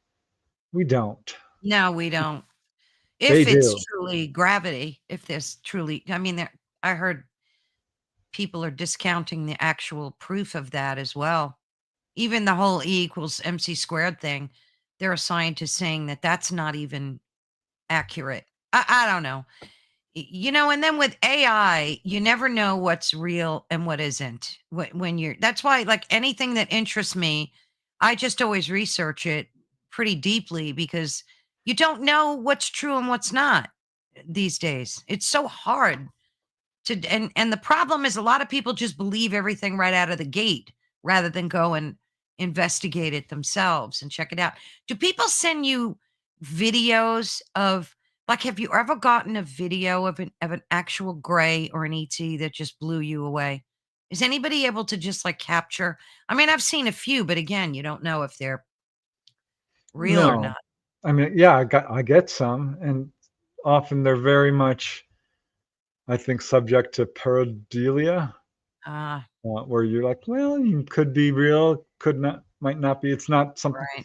If it's gonna convince a skeptic, then we got something. Yeah. Um, Remember Stan Romanek? He's a Sure. guy from Colorado who ended up getting, I think, honestly framed by the secret government, and pulled out of the whole UFO scene. But he got some really good photographic evidence that was really quite impressive. And there's this one, he lost his camera, got a camera back, developed the film, and there's this photo on it of a gray. You can see its face. It's full on. I'm like, whoa, this is a really good photograph, if Yeah. real. Well, I showed Yeah. it to Dolly. She doesn't know the provenance of it. She doesn't know not know where this photograph comes from, right? I showed it to her. She's like, "Oh my, yeah, that's absolutely looks real to me." Wow. And if you can find this, you know, I'll send it to you if you want. Oh, yeah, I'd love to see it. But I think that's probably a real Yeah. photograph. Stan Romanek's case is controversial. I talked to him and his wife multiple times. I've read both their books. I think his case is legit. He was caught apparently throwing a pen and saying, that was a poltergeist. Oh, Yeah, too bad he did that because so that kind of blew up his disappointing. case. And then he got accused of crimes Yeah. that he Yeah, says I'm he like, did not what the commit, heck? which I don't even really want to get into because if you're not there, you don't know. Right. It's like people saying OJ's guilty or OJ's not. Well, were you on the jury? Did you see all the evidence? You're not Exactly. really, you know, allowed to make a informed decision unless you are informed. Yeah. So I Yeah, feel because sorry that's the for thing him. that frustrates me is like, everybody's got a camera, everybody on the planet. And we see great videos of like triangle UFOs and circular ones and all different, Oh, and again, you don't know if they're real or AI generated. What was this? yeah, Romanek says he was forced to throw the pen to to this, discredit himself. I haven't heard that, but that might make sense 'cause he was basically threatened. I Wow. think he ended up. This is what happens to people who get really good evidence, and his case was designed to give evidence. He had healings. He had implant removals. He had the whole deal. Wow. And landing traces that were absolutely legit. He's got so many supporting witnesses, corroborating witnesses. I hadn't heard that. Thanks for saying that, the sort Yeah, it Vector. kind of makes, 'Cause, yeah, there's a lot of comments out there. Maybe you want to go through some of them now, Preston, before we oh, me? I've been watching. I mean, we'll both do it. We'll both do it. I'm gonna scroll back up to the top because I'd love to get, maybe CERN has something to do about it. um, Okay, I'm always interested in CERN because I think they're doing a bunch of nefarious stuff over there. So I'm not exactly sure what this is, in regards to, but it says maybe CERN has something to do with it. I don't know, or ICK, what does that stand for? um, ICK. I think it's supposed to be a D. IDK. I I don't don't know. know. Wouldn't it be? I don't know. Yeah. Yeah. Just listen to the episode on the French UFO wave, 1854, when CERN was started in Yeah, France, by the way. Great episode, Preston. Yes. yeah. Preston's episodes are That always was great. 1954. The French wave of 1954 was off the charts, unprecedented, never happened before or since.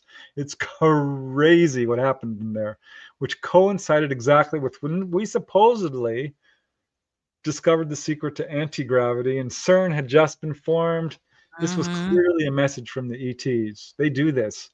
Dolly's like, you need to start looking what's going on in government during these UFO incidents. Yeah. And she was right. Oh my God, because there was this wave in the second week of November 1957. Off the charts. Cars were being stopped on the roads. It was worldwide. It was crazy. No, nothing ever like it before, except maybe the French wave. Sputnik just been launched. Yeah. There was another case I was looking into where 150 craft showed up over Barber's Point, Oahu on a Wow. certain date. So I followed Dolly's advice. I'm like, I need to look this up. Turned out Yeah. there was this that just exploded the first underground or some experimental nuclear bomb. So this was another like, what are you doing? Look up the dates of some of these major incidents, and you'll see that there's a And correlate them message to, behind me. yeah. Yeah. That Yep. makes total sense. And if Dolly said it, it's probably true, right? Um, Let's see. yeah, definitely got to listen to what she has to say. She's proven her Yeah. case Oh, to me. yeah. Absolutely. Trying to see if there are Boy, any there others. is a lot of comments here, Yeah. so it's hard for me to. Thanks, What is guys, this here? for Oh, yeah. We love your comments. Thank you so much, people. Listening to all your accounts has made me realize that we probably have been visited by thousands of different beings, probably from other universes, galaxies, and star systems. So maybe that accounts for the diverseness of them, right, Preston? Because they're coming from all over the place. So why not be different? We're all yeah, different here. So yeah, and we're probably from all over the place too. exactly. You know what I mean? Yeah, I think the universe is far more populated than we realize, Yeah. and that ETs have been around for far longer than we realize. Humanity is not 40,000 or 100,000 years old. Boy, we just talked to a guy. Gosh, what is his name? He wrote Michael Cremo. Read his book, Forbidden Archaeology. It proves essentially that humanity on this planet alone is Yeah. over a Yeah. million years old. A Oh, million. sure. So, Yeah. uh, absolutely, there's a lot more beings out there.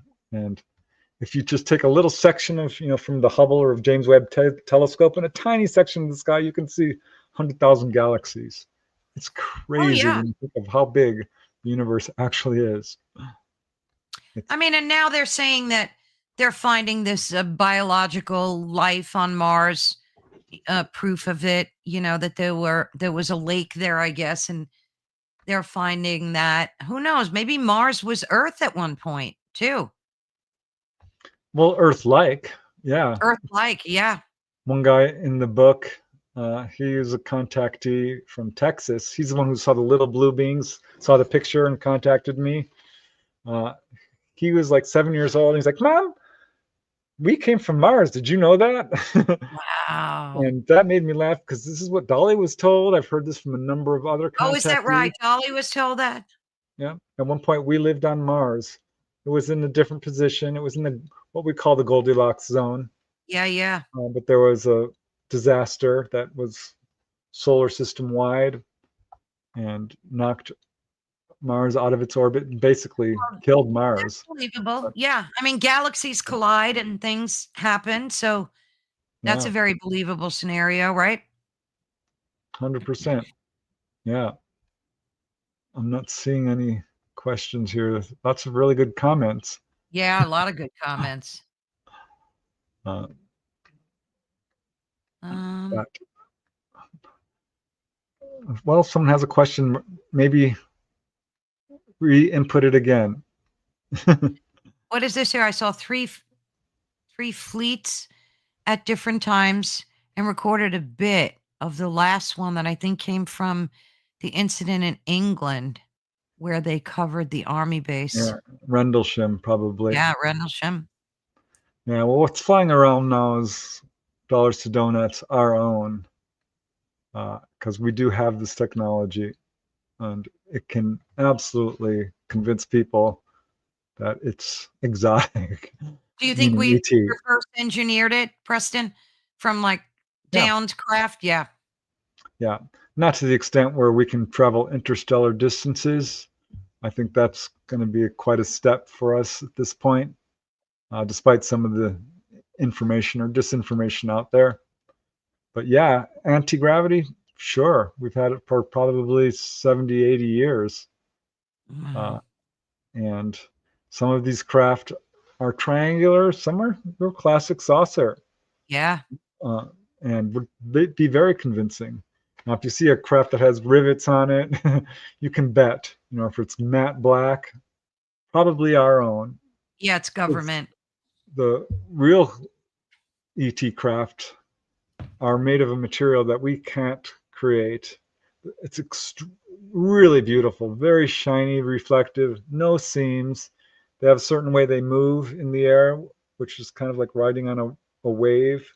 Yeah, yeah. That's essentially what they're doing is harnessing the Earth's gravitational magnetic field lines, which do Mhm. fluctuate. So that's what you're looking at. Well, Uh, doesn't Dolly say the craft are living? That they're actual right. yeah, which is funny because I'll be interviewing people and they're like, well, I touched the wall and it wasn't really metal because it looks Mm. like metal to some people, but it said it had give, almost like dolphin skin. I'm like, genuine contactee here.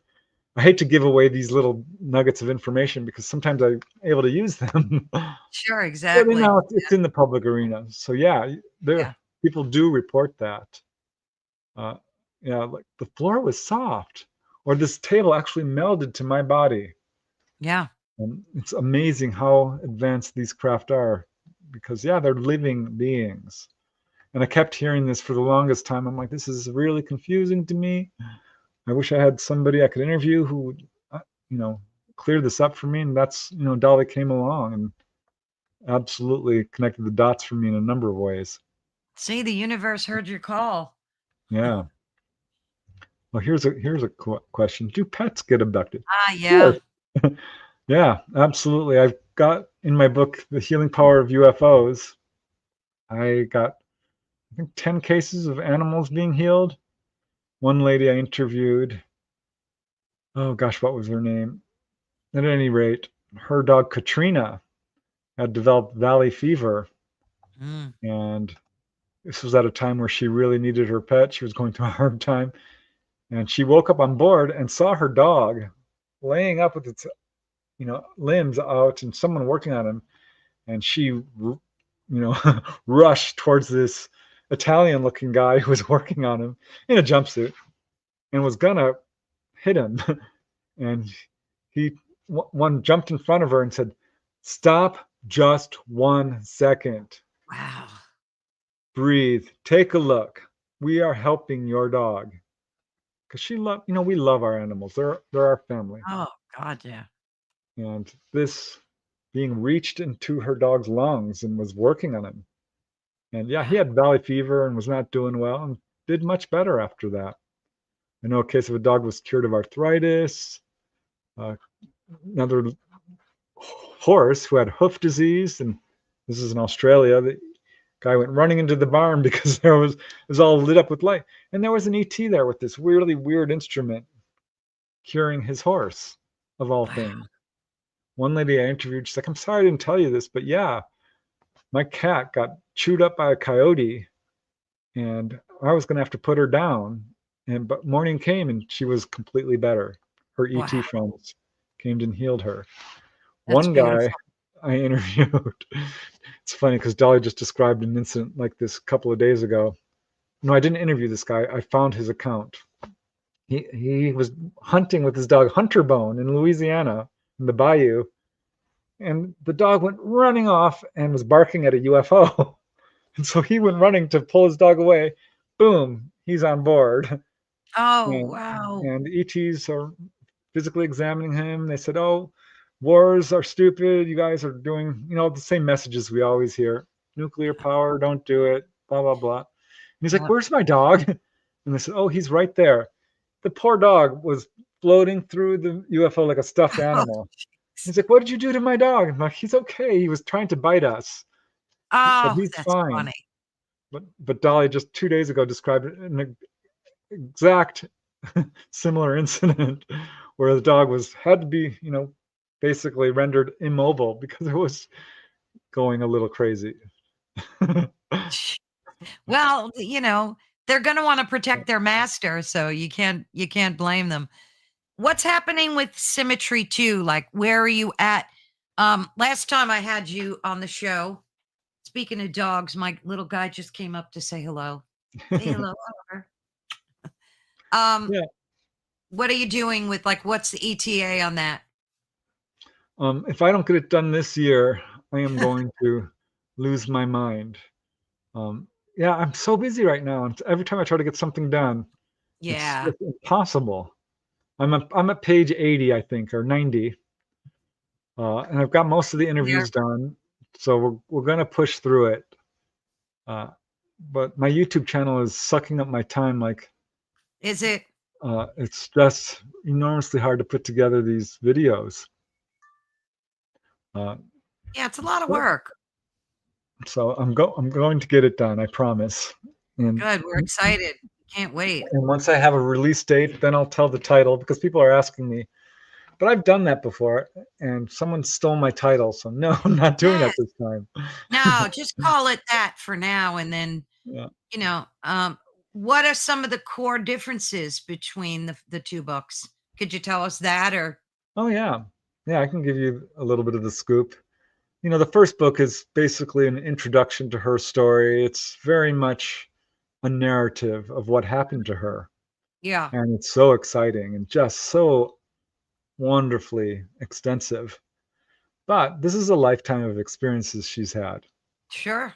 And we didn't really get to dive deep into what the ETs have taught her about psychic abilities, different dimensions, gravity, science, Yeah. uh, and also a bunch of other really amazing encounters.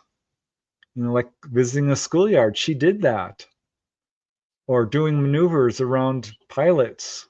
Basically giving a display of the UFO capabilities, the ET Wow. craft capabilities. Um, Dolly is an identical twin, I and remember her talking about that. yeah, and she met her sister. That's going to be in the book. It's so That'll be poignant, oh, that's gonna be great. very personal. So, God bless Dolly for having the courage to open up her life Yeah. like that, not only to me but to the readers, because that's not easy to do. Was There's a that weird twin taken? Was it yes, yeah. yes, and I've got a number of cases like this, and if you look into it, there's a really interesting twin connection with contactees. So I'm finding that out more and more. In fact, in one of my recent books, Not From Here, Volume 5, I did a chapter on that, the twin connection, Mm. because there is something to that. A Yeah, lot of yeah. Oh, contactees are yeah. twins. Crazy. Are you doing any conventions or speaking or doing any of that stuff? You have that planned?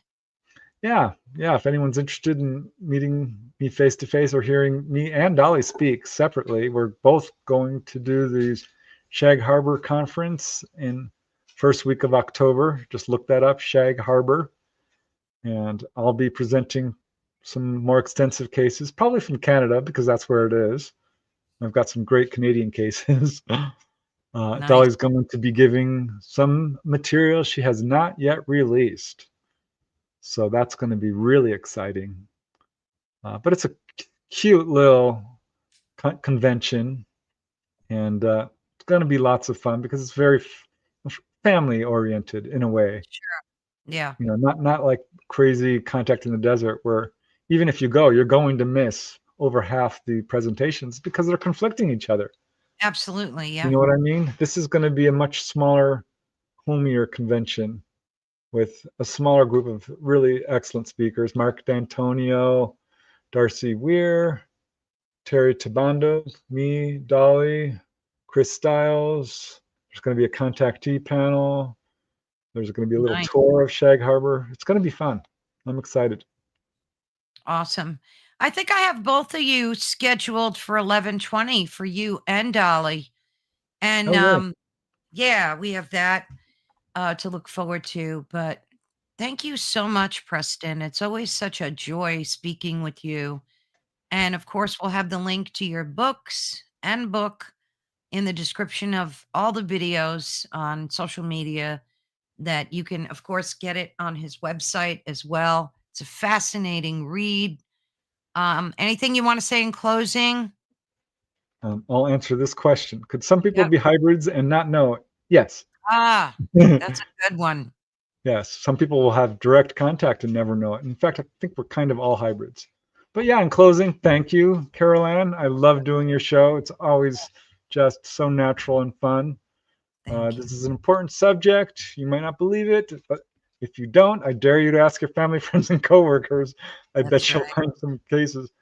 But yeah, just thank you. And you can find my books on Amazon or at my website.